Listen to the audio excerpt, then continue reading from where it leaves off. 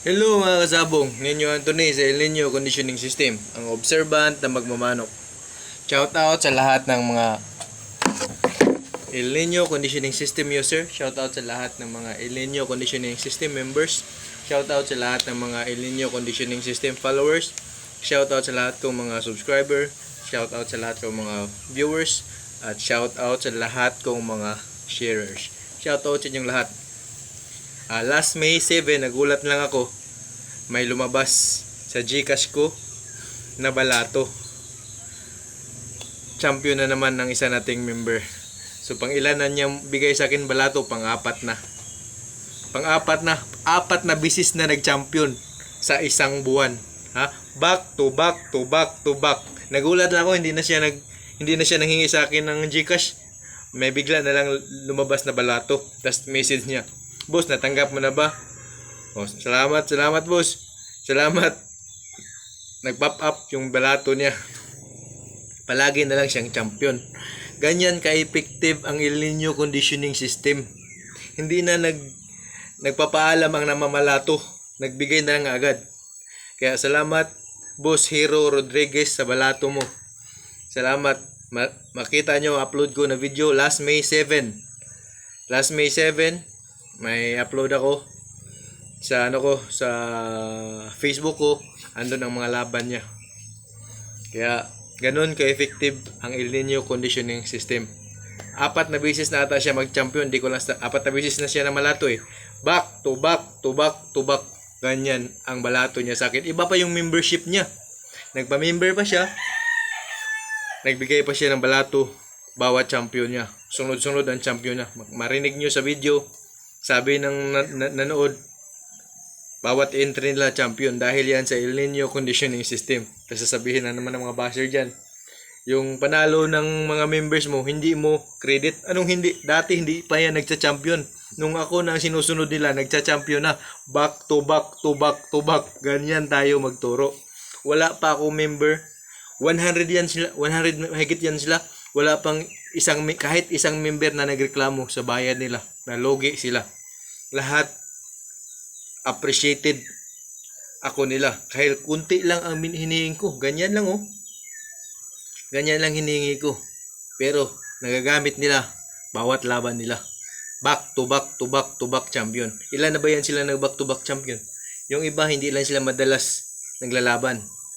Kasi kunti lang manok. Pero yung mga backyard na mararami ng manok, backyard na farm na talaga, kaya madalas sila nagpapanalo kasi naglalaban sila.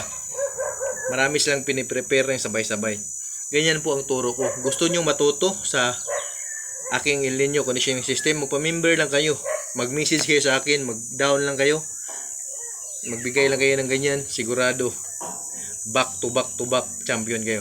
Sa lahat ng seaman, sa lahat ng OFW na gustong matuto, kasi ang mga seaman at OFW, madalas yan, pinagpipirahan yan sa pag-uwi nila sa Pilipinas. Lagi lang silang talo. Pero pag pa-member kayo ng El Nino Conditioning System, tsaka matuto din kayo magtari. Kasi madalas ang naglaglag sa inyo sa mga seaman, sa OFW, mga mananari. Kaya mag-ingat kayo sa mga mananari nyo. Yung mga OFW, mga seaman, kahit ano pa yun, kahit kakilala nyo pa yun, ilalaglag kayo yun kasi pera lang ang habol nila. Kaya sa lahat ng mga seaman, sa lahat ng mga OFW, magpa-member na kayo sa El Nino Conditioning System. Ganun lang hinihingi ko. Meron pa nga diyang isa natuwa lang sa akin. Engineer ata yan siya. Engineer yan sa Libya. Shout out sa iyo, sir. Di pa kita kilala ang pangalan mo. Yung ano mo lang, ayaw ko lang banggitin dito. 2 beses na nagbigay sa akin. Salamat po sa bigay nyo. Salamat po, sir. Sana magpakilala ka sa akin na pangalan, or kung gusto mo magpa-shoutout, shoutout kita dito, pero hindi ka pa na-confirm, kaya nagpadala siya ngayon sa akin. Saka si Sir Jose Salazar, yun, financier natin. Salamat po sa tiwala, sir. Magcha-champion tayo. Ganyan po tayo ka-confident magsalita sa pag-aalaga. Makita nyo naman palo ng manok ko. Nasa Facebook. Ang galing ng mga palo. Backyard lang ako pero panggitna ang palo ng manok ko. Ganyan ako magkondisyon. Ako lang mag-isa ha. marami kami pag magbibitaw, pero pag magko-condition ako lang mag-isa, may anak pa akong binabantayan, no? May anak pa akong binabantayan. Yan sitwasyon ng anak ko. 8 years old yan ang sitwasyon niya. Yan, no? Yan, no? Yan ang sitwasyon niya. 8 years old na yan. 8 years old. May binabantayan pa ako. Pero napapagalaw ko ang manok. Ganun lang kasimple po ang magpagalaw ng manok. Magpa-member lang kayo sa akin. Siyempre, kailangan ko rin buhayin ng pamilya ko. Magpa-member kayo, may bayad membership fee. Pero madali nyo lang matutunan. Ang dami ko nang napapa-champion. Back to back to back to back. To name a few, Leonard Morancel, Leonard Yukim. Mga back to back champion, ha. Hero Rodriguez. Yan, pangalanan ko na yan. Mga back to back champion na yan. Mga nagpapanalo. Nagbabalato sa akin yan. Nagugulat nila ako. May papasok na Gcash ko na hindi man lang silang nagsasabi na magbibigay kasi nag-champion na pala. Ganun po talaga ang turo ko ka-effective. Effective ang turo ko para sa backyard at sa farm o kahit sino magmamanok. May nagsabi dyan na ang pagmamanok, kailangan daw magaling ang manok. Sa akin, kahit hindi magaling, matututo ang manok. Kahit backyard, napapagalaw ko. Kahit mistisong manok, kahit native na manok, napapagalaw na sa sistema ko. Ganun lang po. Huwag lang tatakbo. Pero napapagalaw ko ang manok sa sistema ko. Ganun po tayo ka-confident magsabi dyan sa aking channel na lahat ng mga member ko, wala pa ni isa na nagreklamo sa sistema ko. Kahit natalo sila, pero gumalaw ang manok nila. Kung ano bang may kasalanan, ang tari ba o ang pagpahinga ng manok. Kasi buti kung ako ang nandyan, ang sistema ko maayos na. Ang problema sa iba, dadagdagan nila yung sistema ko. Maayos na tong sistema ko, huwag nyo nang dagdagan. Kasi may dadagdag kayo, parang pagkain lang yan. Pag masarap na ang pagkain, tas titimplahan mo pa uli, sasama na ang lasa. Kaya itong sistema ko, mag-focus muna kayo dito sa mga member ko dyan na tabla, talo, panalo, pero satisfied sila, ha. Mag-focus kayo sa turo ko. Kung papangit pa rin ang score nyo, sa turo ko na yun, mali. Pero pag hahaluan nyo yung ng sistema nyo na wala sa turo ko, mag-iiba talaga ang galaw ng manok. Kaya mag-focus muna kayo sa turo ko. Kung paano palabasin ang galit ng manok, paano palabasin ang stimulus para bumalo na malakas ang manok. Kaya focus lang kayo dun. Tsaka nyo babalikan kung hindi na kayo mag-score sa sistema ko. Shout out sa lahat kong mga members. More winning sa inyo. Sa mga nag-back to back champion dyan, salamat po sa balato. Sir Hero Angeles, Sir Leonard Yukim, Sir Leonard Morancel. Dalawang Leonard, back to back champion yan. Ganyan sila kagagaling. Dahil yan sa sistema ng El Nino conditioning system. Madali lang to, magpa-member ka lang, ituturo ko sa'yo. Ganyan lang, oh. Pwede nga mag-down ka lang, eh. Pwede mag-down, kahit mag-down ka ng ganyan, okay lang sa akin. Tsaka mag-champion, nagdagan mo lang. Bawat panalo, magbalato ka lang. Ganyan lang tayo. Approachable naman ako, eh. Mag-PM lang kayo sa akin. Huwag kayong tanong dito sa YouTube channel ko. Natanggal yung ko dito, eh. Natanggal yung ko dito sa ads ko dito sa YouTube. Humina ang kitaan. Kaya doon na ako nag-ano sa mga membership fee. Doon ako kumikita. Kaya sa gusto mo pa-member, comment down below, mag-PM kayo sa akin, inyo ang tunimonya. Sigurado maranasan nyo back to back hanggang kailan mahatapos ang back to back na yan. Sigurado magpapanalo kayo. O ganito yan guys, may share ako ng idea sa inyo. Ang moisture ng manok, kailan ba yan kinokontrol? Kinokontrol ba yan 1 week? Or pag-start pa lang ng 21 days, skip, nag-control ka na ng moisture? Mag-control ka ng moisture. Dapat alam mo kung anong moisture ang igalaw ng manok mo. Pag sabihin natin moisture, tubig yan, eh. Tubig yan sa katawan.